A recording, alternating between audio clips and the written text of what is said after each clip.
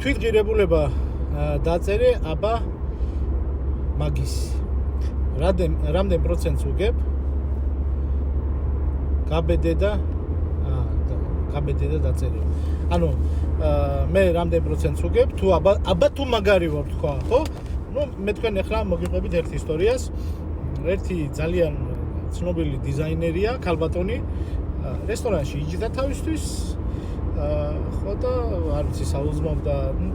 ფაქტია რომ რესტორანში ხო და ესე იგი ერთ-ერთი კომპანიის წარმომადგენელი ანუ ძალიან გადატვირთული გრაფიკი აქვს ამ ქალბატონს და აი რაღაცნაირად შეაღწია და რესტორანში მივიდა და სთხოვა რომ ჩვენი კომპანიისთვისო ლოგო დახატება ამან უთხრათ რომ 2 მილიონი ნახევარი დოლარი ჯდება ეს სიამოვნება რაზეც ის წარმომადგენელი დათანხმდა დიდი სიახარულით იმიტომ რომ იცის ამ ქალბატონის ნამუშევარი ალბათ იქ წარმოდგენა ჰქონდათ ამ თანხაზე ხო და დათანხმდა ამ ქალბატონმა უცბად ამოაძვრეს სალფეტკი და სალფეტკზე 2 წუთში დაუხატა ლოგო რაზეც ის კომპანიის წარმომადგენელი იყო ძალიან გახარებული და წავიდა რა 2 მილიონი ნახევარი იშოვა 2 წუთში ხო და ამ ქალბატონის ასისტენტი იქვე იყო და ანუ გაკვირებული რომ თქვენო 2 წუთშიო დაუხატეთო და 2 მილიონი ნახევარი დოლარიო ცოტა ბევრი ხო არ არისო და ეს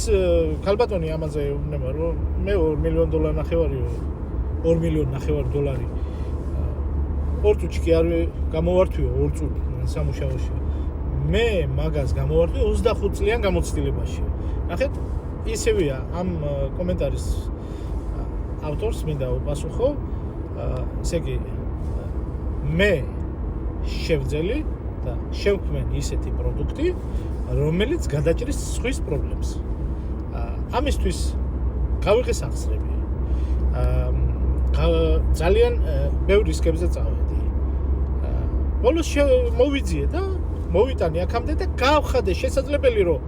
შენ და სხვამ გაახაროს სხვა ადამიანი და გაუკეთოს საჩუქარი რომ შენ თავი არ გტკიოდეს რომ მე ამ ადამიანთან კარგი გამოვიდეო და კარგად გამოვიყურებოდეო მე შევქმნი ამისთვის რისკებზე წავედი თანხები მოვიძიე ჩავდე ამაში და გავხადე შენი ცხოვრების რაღაცა მომენტი უფრო იოლი всё მე მგონი პასუხი გაგეცი და ასევე აკეთებს სხვა ბიზნესები ესეა რომ ისინი გვიოლებენ ჩვენ ცხოვრებას და ამაში ჩვენ ვიხდით ფულს იმდენს თუ ამდენს მაგრამ ჩვენ რა ფულს გადავიხდით რა პროდუქტში ეს ისევ და ისევ ჩვენი გადასაწყვეტია გადავიხდი თუ არ გადავიხდი და ის კომპანია იქნება თუ პიროვნება რა ფას დაადებს თავის პროდუქტს ის უკვე იმის გადასაწყვეტია მე მგონი სწორად